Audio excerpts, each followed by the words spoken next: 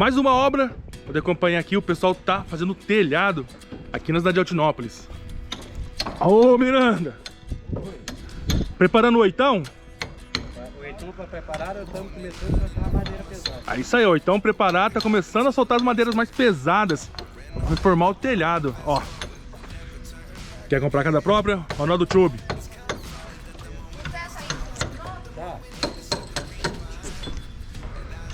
Ó, chegou algum encanamento aqui já, hein? Cotovelo, joelho.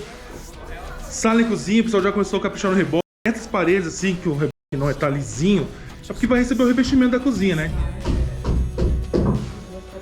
Chegando nos quartos, ó, já uma parte rebocada. Rebocada não, ó, já com o reboco.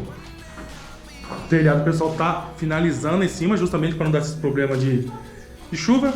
Aqui, já caminhando para o segundo quarto. Banheiro social.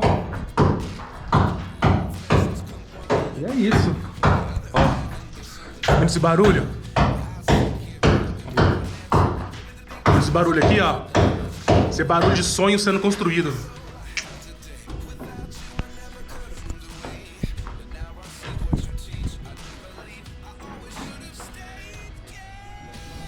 E é isso. Vamos para a próxima obra.